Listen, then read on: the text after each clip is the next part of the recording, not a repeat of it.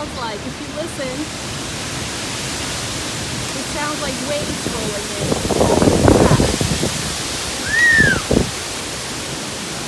Had a big limb come down.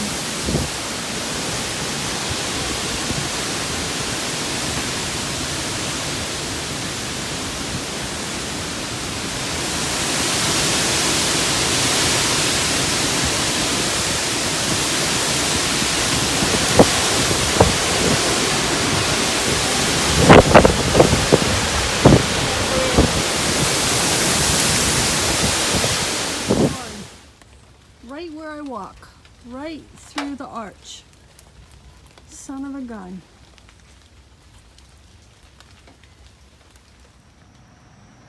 So we had a horrible storm last night, which I showed you earlier in this video.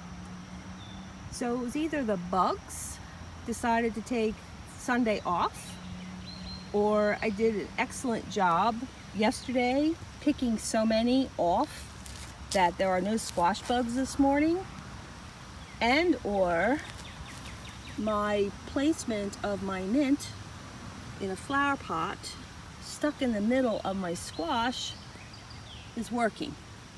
It could be a combination of all three. I'll have to wait until this afternoon and see if they've stayed away. So far I've been able to stay on top of it. They haven't been out too much yet, but they are starting. So have to be really diligent. This is a different squash than I've started before.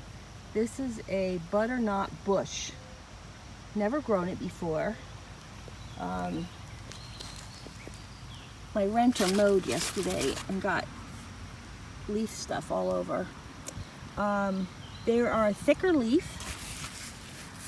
They have a little more of a texture, and the squash bugs have not seemed to bother it at all yet. So I'm wondering if that has something to do with it, especially since the one they seem to like is this one, which I just showed you, and it's a much smoother texture. It doesn't have as many coarse lumps and bumps and spiny things.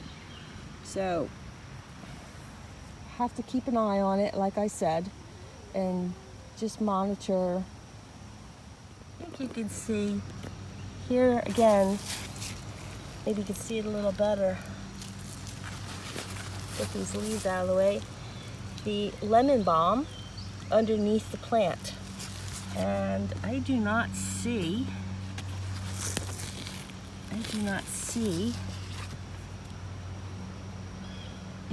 any squash bugs today. Haha. Well, we'll see if it was the storm or all my little tricks. If you don't know what squash bug eggs look like, this is what they look like. Little dots. Easy to remove from the bottom of your leaves. If you find the adults, I just grab them and I drown them. End of discussion. I check every morning and every evening at least for squash bug eggs. If I can keep them from hatching, perhaps I can get rid of the population or at least decrease it. Always look up and under. See, there's a few eggs. Lots of bloom, bees, and I'm getting squash now, so I'm very happy. But it's a lot of work. But it makes them just taste that much better when you finally get a chance to eat them. I need to plant things in succession a little bit, because if everything came on exactly at the same time, we would be overwhelmed. These are bush limas, baby bush limas. So just put those in last week, and they are just coming up now, which is very, very nice. That rain we had yesterday certainly will do them a jump start. And I put a late crop of cucumbers in. Nothing better than being able to go and pick lunch straight out of the garden. I am just one person, but I am trying to provide most of my food that I consume for the full year, fresh and stored. Cherries is one of the things that I grow the pie cherries, but I don't grow the Bing cherries. I will do a special video just on canning, but this is just a quick peek at all the lovely Bing cherries that I have been getting from the grocery store from Washington State. They just taste so good come January and February when it's bitter cold outside. What a lovely reminder of summer. One quick tip for today.